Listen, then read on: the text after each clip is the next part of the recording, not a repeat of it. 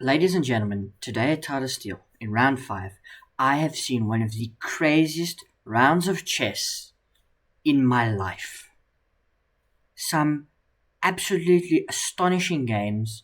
We don't need to go full screen to see my face, we need to get straight into the chess action. I hope you enjoy this video. There are time codes down below. I'm bringing you Caruana and his game against Vladimir Fedoseev, Nordebek Abdusattorov, and of course the world champion Gukesh in some amazing games. Time codes down below. We start off Caruana, Vladimir Fedoseev.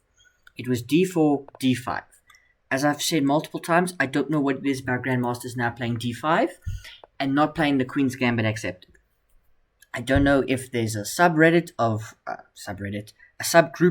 grandmasters that are now playing this way, if it's to avoid main lines or something, but we get this. A Queen's Gambit declined with knight to c3, not a Catalan with a g3. The bishop comes out, so it's a Rogozin defense again by Fabiano Caruana, and then white does the same thing by pinning the black knight to the queen. It gets kicked away, and it takes. Big decision to take, and we give this check, and the knight comes out. We've seen this position before, and it normally goes e3, supporting that pawn, and chess gets played. So e3, castles, bishop to e2, takes, castles. You don't need to worry about taking this bishop just at the moment. It can't be defended, so we'll take it back at our convenience. The queen moves out the way. It might become a target there on f6. So now we take back the pawn. The knight hits the bishop retreats, and now we make this capture. Voluntarily giving up our dark squared bishop for the knight to have this knight, which is misplaced, so it'll have to come back. And, black is going to play for e5 to liberate the light squared bishop. That is going to be black's whole plan. So we protect the knight. We don't move it back. And now white offers a queen trade.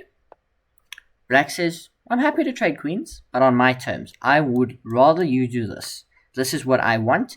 This structure is a big improvement for black, and I can fianchetto the bishop if I wish, bring the knight back, or fianchetto the knight and bring it out this way, leaving black with multiple options. None of this happens though, as Fedoseev keeps the tension. We fianchetto the bishop, another bringing the rook to the center, and black does the same. These queens are just looking at each other the whole game. Now we take, and bring the knight back. And I don't know what Fedoseev's general idea is. It's probably just getting the knight to a more useful square. Also, it avoids ever being captured and ruining the pawn structure. So, the rook doubles, and both players double their rooks. So this is a weakness for white, but you want to push it forward and make it useful, and perhaps bring your knight around to support it in some way. King slides over, and now both players begin making improvements. So we take space on the queen side, white builds a strong center, and now there's a pathway for the king. King comes up, we go here. I mean, no one's made a mistake. It's 24 moves, none of these players have made a mistake. We trade off all the rooks, and we get this minor piece endgame. Both have light squared bishops, not opposite color, and we both have knights that are very poorly placed. I mean, this knight, I suppose, can jump in here, this knight can jump in here, so they won't be poorly placed for long, and both players have an hour on the clock to try and extract water from stone. Like, if I were playing this endgame, I'd offer my opponent to draw, and if he says no, I would walk away, come back, slap him with a fish, and offer him a draw again, and if he still says no, I guess we'd have to play chess. But, like, this endgame, it's so methodical. You have to be so careful, because you don't know what is an overcommitment, like this. White doesn't want to take this because now the king gets in and we... Oh, not like that. Sorry. Because the knight hangs. So we would play knight b4. And we would go like this, targeting both. So we don't take the knight. We plant our knight, which allows this. And now we're maneuvering the bishop. These white pawns can be protected by this bishop, but they're more likely targets for the dark squared bishop if it can ever get in. Black's pawns are on dark squares here, but these pawns on light squares could become weak. You've got to be very conscious of this color complex. Also, this is a nice move, isn't it? Because if you take, and this is better slightly for black. So we don't get that. The bishop moves there. Now we get a check. And we don't know whether to trade the bishop for the knight. Probably now you want to have the bishops on the board. So we play a lot more moves. Check. And eventually here, a critical mistake by Fabiano Caruana, bishop to g2. It looks natural. You want to start winning the pawns. But it allows e5, which is a big problem. Because you can take this. But now I play, firstly, knight takes a5 with check. And after something like king to d7, e takes f6. And this is better for white, because that pawn is weak, that pawn is weak. This pawn is 2 squares away from queening. The black king is there to corral it. You need to know that the king is in the square. Obviously, none of this happens, so we get bishop to g2, e5, takes, which swells the advantage a little bit more. We give a check here, which is a good move, and we push the pawn. Nice idea to sack the knight, and the pawn would promote. So the king's got to come back. Now we can take this and grab this. It's the same idea. You can't take the bishop because the pawn promotes. This light squared bishop can't get out. It went there to capture the pawn. It never captured the pawn. A very serious miscalculation by Fabiano Caruana. He eventually is able to bring his bishop back into the game, but it's too late. Fedoseev is just up a pawn. His pawn is 2 squares from promoting. Eventually it gets stopped. The bishop gets back just in the nick of time. Nice tactic. Again, you can't take the bishop. But here. And although you can go here, check. And the pawn will promote. And we have to sack. And now Fabiano Caruana is down a piece. If Fabiano Caruana holds this, as they said in the chats on Chess, which I was following the game with, he is him. This game is not won. Fedoseev has got to this point and he's still got to win the game. And he begins trying. So Fabiano pushes the pawn. This is his one hope of counterplay. So we sack the bishop right back. A knight endgame where Vladimir Fedoseev is up a pawn. Can you win this? Because the thing is, if you trade off both pawns, if you trade off 2 pawns, the knight will sacrifice for the other pawn. That's the problem with this endgame. But after king to e2, Fabiano Caruana resigned. And he lost the game. This knight is too far away. And, his knight, although well placed, it won't be able to win these pawns. And he resigns the game. Vladimir Fedoseev takes down Fabiano Caruana, who's now no longer 2,800. An incredible game. We go to this game, which just shows Nordibek Abdusattorov and his domination. He has played so well in this tournament.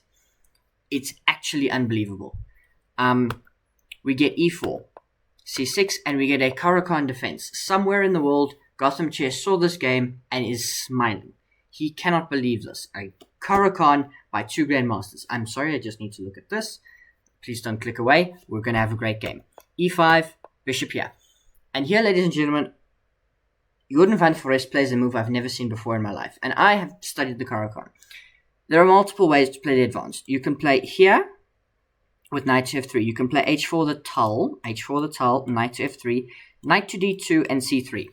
Those are the 4 main moves. Here, Jordan van Foreest plays c4. I've never seen this move before in my life. We go here. Obviously, you want to build the pawn chain without the blocking the bishop in. The bishop comes in. And you see, not knight to f3, but knight to e2. Very strange. We kick out the bishop, and we kick it out again. We go here attacking the bishop. Bishop slides back. And we launch with h4, h6, so that when we attack the bishop, it can slide back. In this position, white is better. Unbelievably, white is better. It's 0.9, it's almost +1, because black's pieces have been forced back. They've got no space, and the white queen has come to g4. And you are forced to play rook here. You might say, why can't I castle? Because then the king protects the pawn. Yeah, but then you hang here. And you get mated. Not right away, but you take my point. You know, this h-pawn is a real asset in attacking the king. That obviously doesn't happen, so we get rook to g8. The bishop slides over to e2. And the thing is, white has got a tangible advantage. You know you've got an initiative, but it's about capitalizing at that. There's no knockout blow. So we get takes, and we take back. Knight comes over, and black is going to have to go long. If they're going to castle, they're going to go long. But you're going long into all of this. Bishop here, again, you don't want to take this. because you just open up all of this, so we don't do that. Queen e7. And here, Jordan van Foreest slightly early plays b5. It's inaccuracy, and now all his advantage is gone. The game is once again level because we have c5 locking it down to a degree. We capture this knight, we capture back with the bishop, hitting the queen. The queen drops back to f3, and long castles.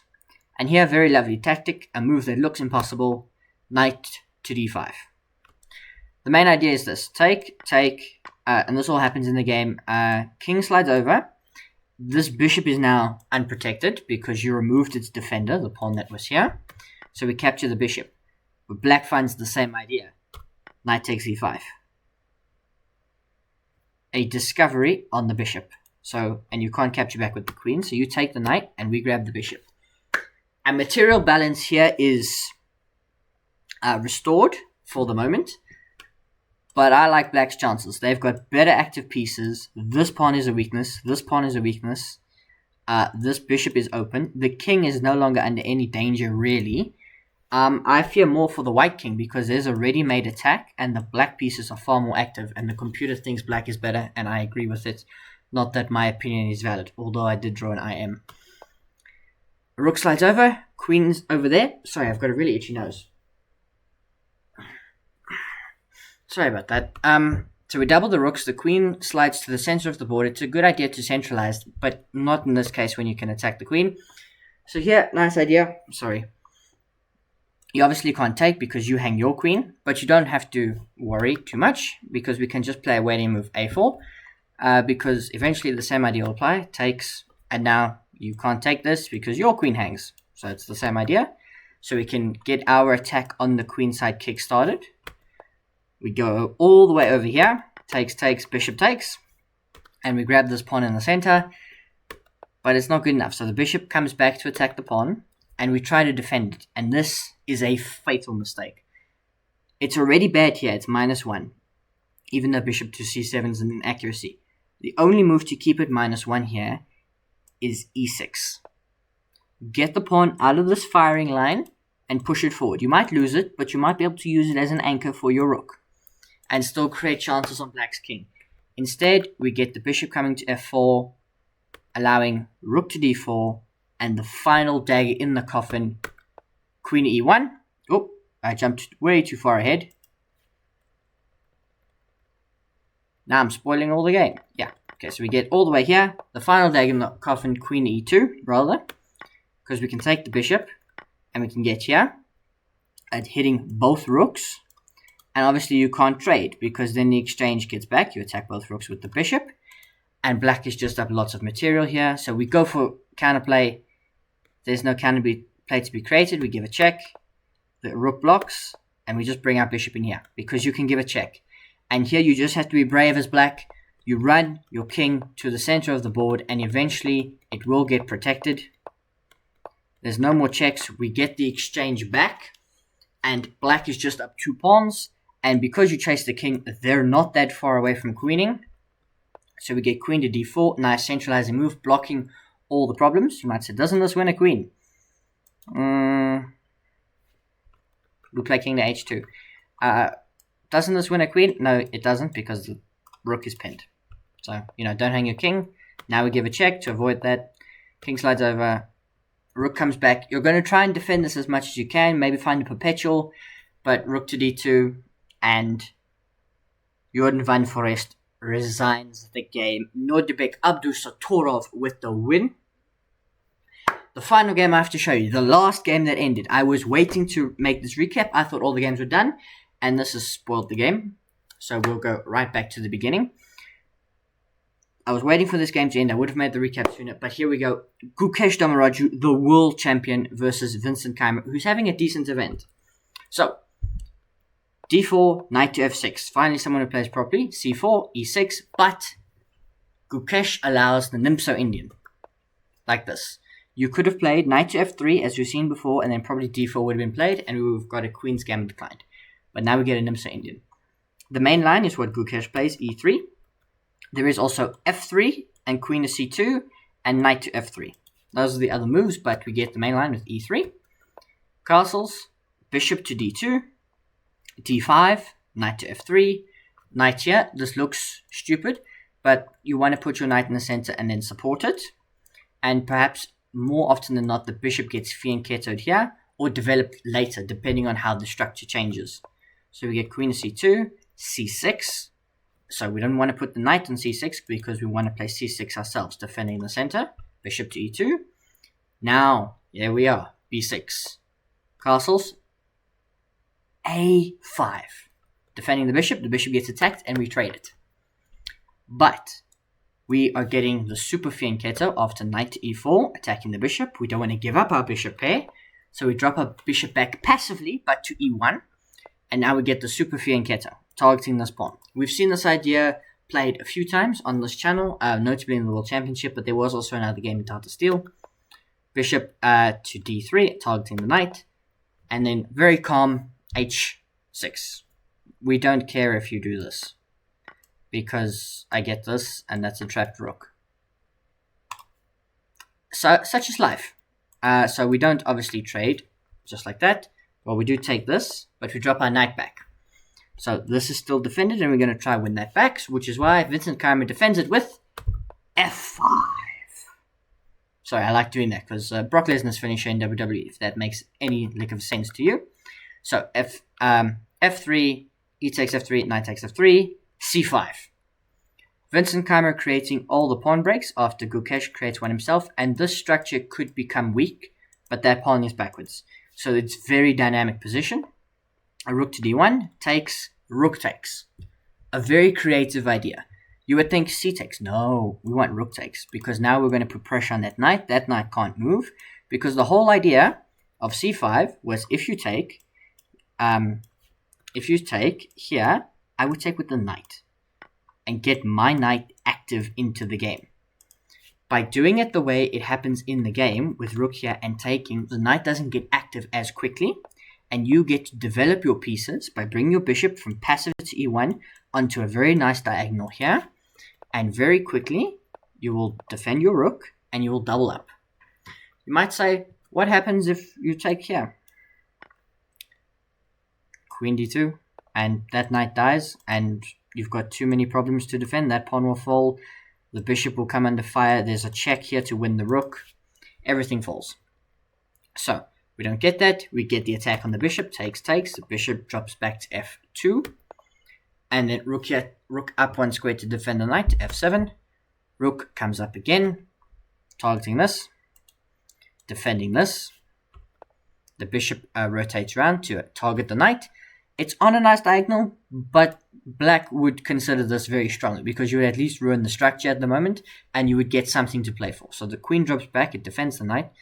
The bishop comes forward to protect the knight, the black knight, and we get a trade of pawns on the queen side. And then we get the queen slides up to e7, queen to d3.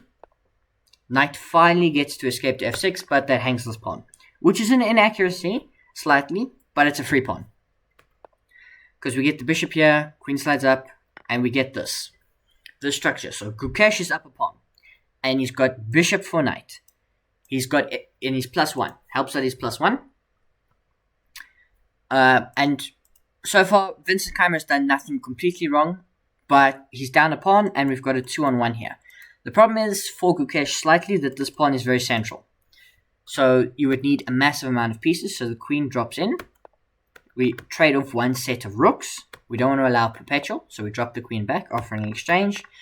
We get this exchange. Now we've got bishop for knight, and this game will be decided by Gukesh. He's got to show good technique. You don't need to be perfect, probably. You've got +2 to play with. This knight struggles to get squares to defend the passing of this pawn. This pawn will go and decide the game for Gukesh. And the kings will need to be brought. So, rooks defend the pawn and try to create counterplay. So we're defending both pawns. You do not want to lose one of your pawns. So we get all the way here. Check, king here. And this game takes a long time. I told you I was waiting for this game to finish. This game takes a long time to get going and to get finished. You can see the players get very low on time, but we get here, it's +5. But you've just got to keep playing. Knight to g4, here. check. We push the pawn. Eventually, we get to a state where, out of desperation, because the pawn gets going, we get the mistake, and you just have to part ways with your knight. Now, there are drawing chances here for Vincent Keymer, but you, ladies and gentlemen, you saw the spoiler to this game. Gukesh is the world champion, and he goes on very cleanly. It takes 2 more moves after the sacrifice of the knight, and he wins this game in brilliant fashion. Magnus Carlsen-esque fashion. He got the slightest advantages, made incredible moves, eventually went up a pawn, and that pawn decided the game. He went up a piece, and now you're going to defend that pawn. This rook will come win those, and the game will be won easily by white in the end. In fact, the computer says it's mate in 28. Ladies and gentlemen, this is a fantastic tournament. I don't have the standings for you to give you on screen, but I can tell you that we've got a 2-way lead at the top of the standings. It is Pragdananda Ramesh Babu and Nordbek Abdusattorov, and they are followed closely on 3.5 points by Gukesh and Vladimir Fedoseev. So we've got a 4-way dance right at the top after 5 rounds. An incredible tournament is going on. Tomorrow is a rest day for the players, but it's not for me. I've got some amazing content to show for you tomorrow. So tune in for that. Tune in for these recaps. I hope you're having an amazing day wherever you are in the world. Subscribe if you'd like to see more from me. Like the video if you enjoyed it. Tell me if you didn't enjoy it. I'm open to criticism and suggestions. And let's just enjoy the chess. Until I see you next time. Cheers.